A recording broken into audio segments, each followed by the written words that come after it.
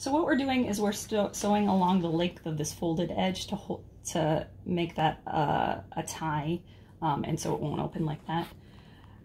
What you want to do though is take advantage of these feed dogs. Now if you zoom in here, those are those little teeth, and as you sew, or I'm moving the hand wheel, again always towards me, not back, those are what are rotating and moving the fabric through the machine.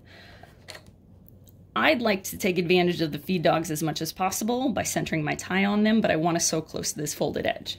My machine has, well, most machines have a stitch width. So it's usually marked by this little zigzag on the top. When it's sent to the center, that is when your machine is in center. But if you're sewing a zigzag stitch, if you go down, this will make a teeny tiny narrow one, and if you go wide, this will make a wider zigzag. Although, if I have my stitch type as a straight stitch, if you zoom on in here, by changing the stitch width, you're actually moving the position of the needle. You don't make any wider stitch because a straight stitch is only as wide as a straight stitch, but you can change your needle position. So I'm gonna put it all the way over to the left. I'm actually gonna start a fair amount in on this fabric and then back up to the edge because there's a lot of bulk here and the machine likes to get stuck on that. And you put the needle all the way to the left because this is a narrow piece of fabric? Yes, correct. And I want it to get as close to this folded edge. Yeah. So as I'm feeding, so my strip is about as wide as my presser foot, and that's what I'm going to be aiming for as I sew through this, that I just keep keep that edge on the left edge of the presser foot. Yeah. Well, or just lined up with my presser foot on both sides. Yeah. Okay, so I'm going to sew a little bit in, back stitch to the beginning, and then come forward again. It has a little problem with some of this bulk, so if you need to kind of pick up your presser foot, move it forward a little bit, get it going.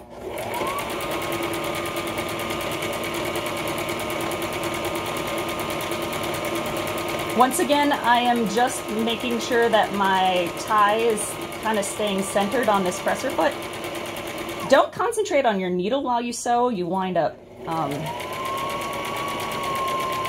oversteering. Sometimes I do that still, but you try to focus on what's just ahead of you or on the sides. Okay, so now we're going through the mask. Sometimes you're going to have bulk here, so you want to keep a hand on the back to maybe give it a little help as it goes through.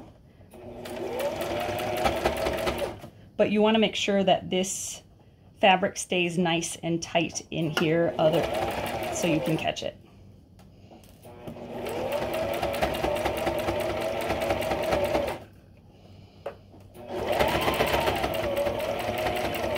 Yeah, now you're through the hard part and we're just going to finish up the tie.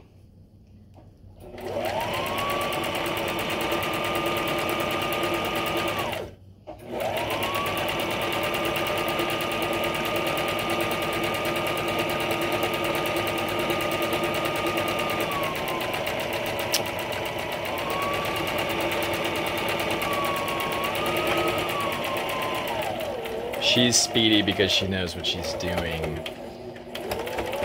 If I was doing that, it would have taken me significantly longer. That's all right. That's why I'm not making the videos for you. Go the speed you're comfortable with.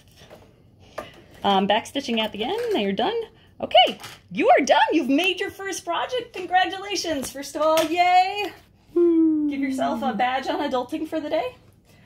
Trim up all your threads. I'm going to want a couple pictures here. The first thing I want you to do is find a clear surface, and I want you to line up all your ties and take a picture of them. Trim up your threads because that helps with your final presentation. It is okay if they're not straight at this point. Remember, the whole point of a class is growth. So if you're a beginner sewist, that's exactly where you're supposed to be right now. Like if you have these done together, yeah, that's good. Take a picture. The reason you want to take a picture is when you are looking back at this, you will not believe the growth that you have achieved by the end of this class, and it's good to document. I want you to take a clear picture of the back of the mask And I want you to take a clear picture of the front of the mask. And then I also want you to take a picture of it on. But before I put it on, remember we have a place for nose wire? I'm going to show you how to put that nose wire in.